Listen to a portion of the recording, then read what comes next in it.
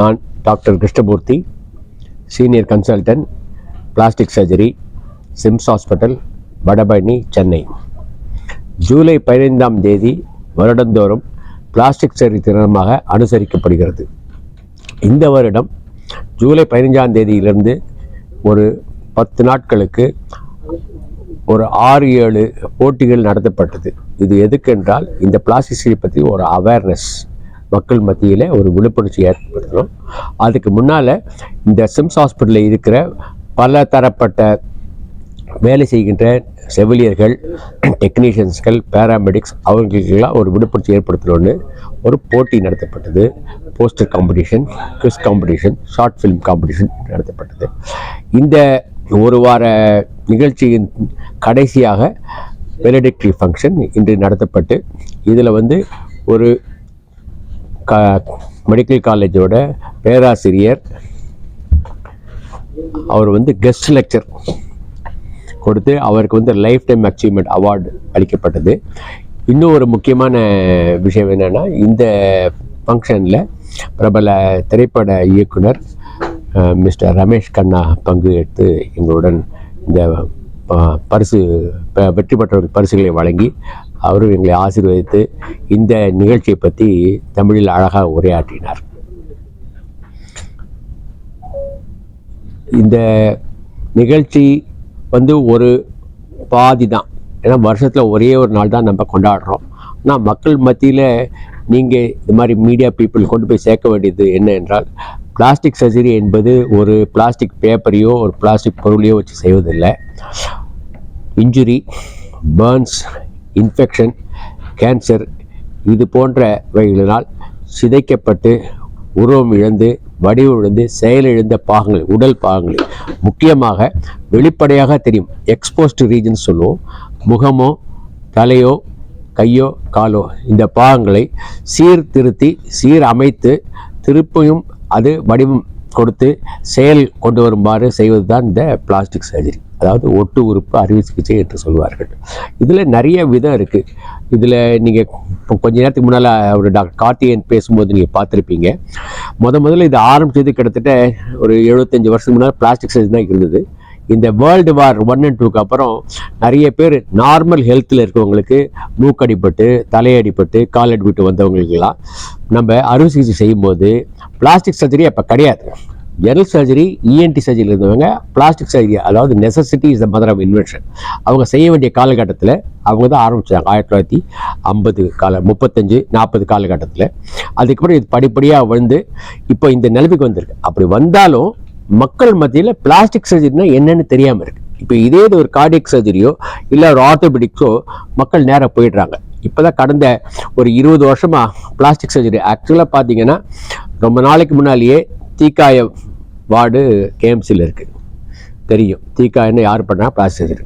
அதே மாதிரி கையடிப்பட்டால் எங்கே போகணுன்னு ஸ்டான்லிக்கு போகணுன்னு தெரியும். முகம் அடிபட்டால் மெட்ராஸ் மெடிக்கல் காலேஜ் போகணுன்னு தெரியும். இருந்தாலும் அவங்களுக்கு இதெல்லாம் அடிபட்டதுன்னா அவங்களுக்கு உயிர் இழந்துடுறது இல்லை. அந்த ஹெட் இன்ஜுரியோ, செஸ்ட் இன்ஜுரியோ, இல்லாட்டா அப்டாமல் இன்ஜுரியோ, உயிருக்கு ஆபத்தான நிலைமையில் இருக்கவங்கள இப்போ 108 வருஷத்துக்கு அதில் போயிடுறாங்க.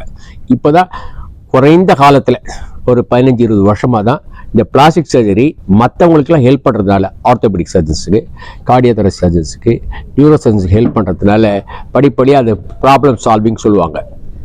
இது கொஞ்சம் மக்கள் மத்தியில் ஒரு விழிப்புணர்ச்சி இருக்கிறதுனால அவங்க நேரம் எங்களுக்கு வந்தால் அந்த காலம் தாமதிக்காமல் இருக்கும். இந்த மாதிரி காலகட்டத்தில் இந்த ஐ கேப்ஸ் சொல்கிற பிளாஸ்டிக் டிபார்ட்மெண்ட் கடந்த 10 ஆண்டுகளாக இந்த சிம்ஸ் ஹாஸ்பிட்டலில் பணிபுரிந்துட்டுருக்கு. இப்போ என்னோட இருக்கவங்கலாம் இந்த ஹாஸ்பிட்டலில் எல்லோரும் பிளாஸ்டிக் சர்ஜரி தான். அவசர காலத்தில் வந்தாலும் சரி, அவசரம் இல்லாமல் ஓபியில் வந்தாலும் சரி, மக்களுக்கு சேவை செய்கிறதுக்கோசம் தயார் நிலையில் இருந்துட்டுருக்கோம். சார், இப்போ ஒரு ஆக்சிடென்ட் நடக்குது, அவங்களுக்கு ஒரு விரலில் கட் ஆகுது, எத்தனை மணி நேரத்தில் வந்தால் அவங்களுக்கு அந்த கட் ஆயிடுச்சு? விரல் கட்டானாலும், கட்டை விரல் கட்டானாலும், இல்லை கையை கட்டானாலும் ஒரு 6 மணி நேரத்தில் வரணும். இப்போ அந்த மக்களுக்கு என்ன தெரிஞ்சிருக்குன்னா, அந்த துண்டிக்கப்பட்ட பாகத்தை கொண்டு வரணும்னு தெரிஞ்சிருக்கணும்.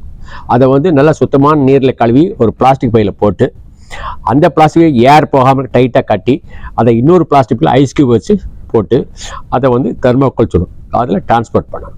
இதில் வந்து எப்படின்னா முக்கிய பங்கு சுற்றி வர்றவங்களுக்கும் தெரியும். நிறைய கடையில் இப்போல்லாம் பிளாஸ்டிக் பேக் இருக்குது. பிளாஸ்டிக் வந்து உதவாது, யூஸ் பண்ணக்கூடாதுங்கிறாங்க. சில இடத்துல பிளாஸ்டிக் பை தான் யூஸ் பண்ணணும்.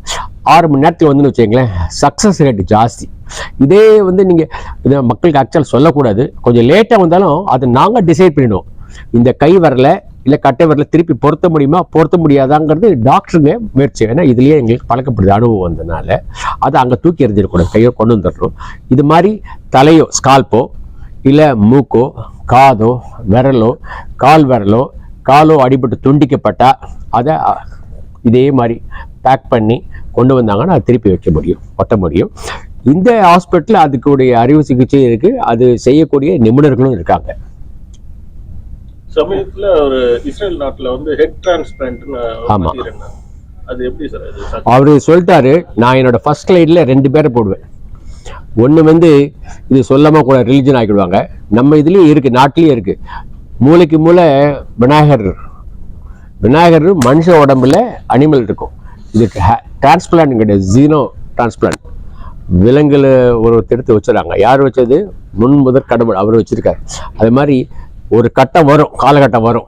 நமக்கு 10,000 ஆண்டுக்கு முன்னால் இருந்த நம்ம பெரியவர்களை நம்ம மதிக்கலைங்கிறதுக்கு இது ஒரு உதாரணம். அதே மாதிரி இன்னொரு படத்தில் பார்த்தீங்கன்னா அவர் பகவானே போய் கர்ணன்ட்ட உயிரே தானம் கேட்பார்.